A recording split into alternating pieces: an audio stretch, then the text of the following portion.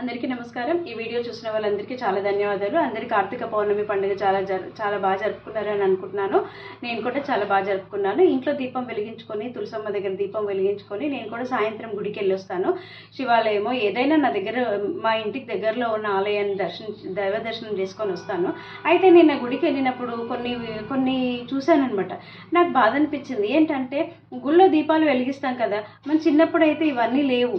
ఇంట్లోనే కార్తీక పౌర్ణమి పండుగ పూజలు పునస్కారాలు నోములు ఉన్నవాళ్ళు, కార్తీక పౌర్ణమి రోజు సత్యనారాయణ వ్రతాలు నోములు ఉన్న వాళ్ళు చేసుకునేవాళ్ళు. ఇంట్లో నార్మల్గా అందరూ దీపాలు వెలిగించుకొని కొంచెం విశేషంగా పూజలు చేసుకునేవాళ్ళు, అంతే. ఈ గుళ్ళల్లోకి వెళ్ళడం, గుళ్ళల్లో దీపాలు వెలిగించడం ఇవన్నీ నా చిన్నతనంలో అయితే లేవు. సరే, కొన్ని మార్పులు వస్తున్నాయి, మంచిదే. గుడికి వెళ్ళి మంచి దీపం పెట్టుకొని దర్శనం చేసుకొని రావడం అయితే మంచిదే. కానీ 365 ఒత్తులు కూడా ఇంట్లో వెలిగించుకోమంటారు. ఇంట్లో అంటే మనం దేవుడికి ఇంట్లో పూజ చెయ్యనప్పుడు మనం కొన్ని మిస్ అయిన రోజులు ఉంటాయి కదా, ఆ రోజులకి 365 ఒత్తులు వెలిగిస్తున్నాము అనే కదా 365 ఒత్తులు కదా. సరే, అయితే మనం ఎక్కడ వెలిగించుకోవాలి మరి? మన ఇంట్లో దీపం పెట్టలేనప్పుడు ఆ రోజులకి ఈ 365 ఒత్తులు, కానీ ఇంట్లో వెలిగించుకోవాలి కదా. తులసమ్మ దగ్గర ఇంట్లోనే ఎందుకు వెలిగించొద్దు, తులసమ్మ దగ్గర ఎందుకు వెలిగించమంటారు? ఇంట్లో 365 ఒత్తులు అంటే చాలా పెద్ద మంట వచ్చేస్తుంది. ఇంట్లో ఏదైనా ప్రమాదం జరిగే అవకాశం ఉంటుంది. దేవుడి దగ్గర, ఇంట్లో దేవుడు పూజా మందిరంలో ఏదైనా ప్రమాదం జరిగే అవకాశం ఉంటుంది. కాబట్టి తులసమ్మ అయితే ఇంటి బయట ఉంటుంది కాబట్టి ఏం ప్రమాదం ఉండదు. కాబట్టి తులసమ్మ దగ్గర పెట్టమని అంటారు. ఇది నేను ఆలోచించింది, నాకెవరు చెప్పింది కాదు, ఏం లేదు. నేను ఆలోచించింది, ఇందుకే అంటారు అనుకుంటా అని చెప్పి నేను ఆలోచించాను. అయితే మన వాళ్ళందరూ ఇంట్లో పెడతారో లేదో తెలియదు, కానీ గుళ్ళోకి వెళ్ళి 365 30 రూపాయలు ఇస్తే 365 ఒత్తులు ఇచ్చేస్తారు, నూనె అన్నీ ఇచ్చేస్తారు.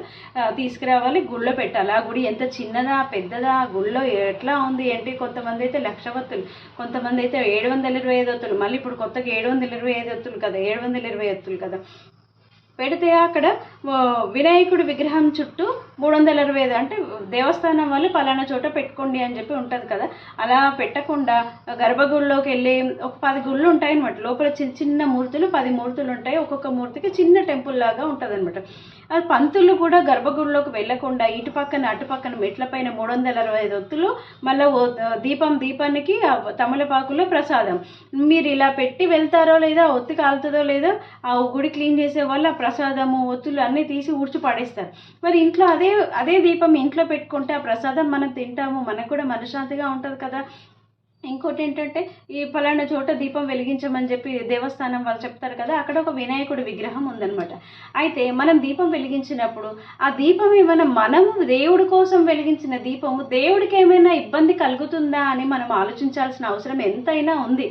మనం గుడికి వెళ్ళి దీపం పెడుతున్నామా, మనం పెట్టి వచ్చేస్తున్నామా, మన తృప్తిగా దీపం పెట్టాము, అమ్మ ఇంకా నాకు పుణ్యం వచ్చేస్తుంది అని అనుకొని మనం వచ్చేస్తున్నాం. నేను దీపం పెట్టాను గుళ్ళో, బాగా అనిపించింది అని చెప్పి మనం వచ్చేస్తున్నాం. కానీ ఆ దీపం ఎవరికైనా ఇబ్బంది కలుగుతుందా? గర్భగుడిలోకి వెళ్తుంటే పంతులు దగ్గరికి వాళ్ళ పంచులు ఇలా దగ్గరికి జరుపుకొని వెళ్ళాల్సి వస్తుంది అనమాట. ఇటువైపు దీపాలు 365 ఒత్తుల దీపాలు మెట్లపైన, గుడి మెట్లపైన, లోపలికి గర్భగుడిలోకి వెళ్ళే మెట్లపైన పెడుతున్నారు. ఏమీ అనలేక వాళ్ళు. శివాలయం ఉంటుంది, లోపల శివలింగం ఉంటుంది, బయట నందీశ్వరుడు ఉంటాడు. నందీశ్వరునికి మొత్తం ఇటువైపు అటువైపు నందీశ్వరుడు కాలుతున్నాడు. మొత్తం ఆ వేడి మంట తగులి నందీశ్వరుడు కాలుతున్నాడు. గుడి క్లీన్ చేసేవాళ్ళు, అయ్యవార్లు ఎంత మొత్తుకున్నా వినట్లు. అమ్మ ఇక్కడ పెట్టకండి, దర్శనాలు చేసుకునే వాళ్ళు చీరలు అంటుకుంటాయి, ఇక్కడ పెట్టకండి అమ్మ అని ఎంత చెప్పినా వినట్లేదు అసలు. వాళ్ళు తీసి అక్కడ పెడుతూనే ఉన్నారు, మళ్ళీ వీళ్ళు తెచ్చి అక్కడ పెడుతూనే ఉన్నారు, నందీశ్వరుడి దగ్గర పెడుతూనే ఉన్నారు. నందీశ్వరుడికి వేడి తగులుతుంది, ఇక్కడ పెట్టొద్దు, ఎవరికైనా ఇబ్బంది తగులుతుందేమో, ఇబ్బంది కలుగుతుందేమో అన్న ఇది మాత్రం మనకు లేదు. మళ్ళీ ఇంకోటి ఏంటంటే, వినాయకుడి దగ్గర దీపాలు పెడుతున్నారు, 365 దీపాలు పెడుతున్నారు. దీపాలు పెట్టి వాళ్ళు వెళ్ళిపోతారు, అయిపోతారు. దీపం ఎలా వెలుగుతుంది ఏంటి, దానివల్ల ఎవరికైనా ఇబ్బంది అవుతుందని ఏమో ఆలోచించారు. దీపం వెలిగి పెద్ద మంట వచ్చి వినాయకుడికి ఆ మంట తగులుతుంది, మంట టచ్ అవుతుంది. వేడి తగలడం కాదు, మంట వినాయకుడికి తగులుతుంది. అయ్యో ఏంటి, మీకు ఎవరికి ఏమనిపించట్లేదా అసలు? వినాయకుడికి మంట తగులుతుంది అని నేను ఒక దీపం తీసి పక్కకు పెట్టిన, మిగతా అవి పెద్ద మంటతో వస్తున్నాయి. అవి ఇంత పెద్ద జ్వాల వచ్చేసింది ఒకటేసారి. ఎంత 725 ఒత్తులు అంటే ఎంత జ్వాల వస్తుంది? వినాయకుడికి వేడి తగులుతుంది. మనం దేవుడు కదా అన్ని భరించేసుకుంటాడు, ఏముందిలే దేవుడు కదా అని చెప్పి అనుకుంటారో ఏమో. మనము దేవుడు గుడికి వెళ్ళి దీపం పెట్టేది పుణ్యం సంపాదించుకోవడానిక, పాపం ముట్టగట్టుకోవడానిక? దేనికి గుడికి వెళ్ళి దీపం పెడుతున్నాం మనము? ఆ దీపం ఎక్కడ పెడుతున్నాము, ఏంటి, ఏ దీపం పెడుతున్నాము అనే ఆలోచన మనకు ఉండాలి కదా.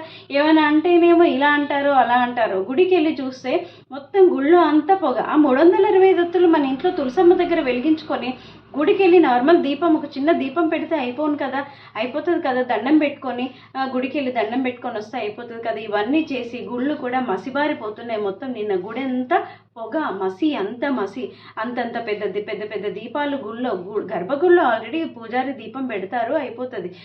దండం పెట్టుకొని రావాలనిపిస్తుంది నాకైతే. ఇవన్నీ చేస్తున్నారు. కొంచెం మనం ఏం చేస్తున్నామో మనం ఆలోచించుకోవాలని చెప్పి నా విజ్ఞప్తి.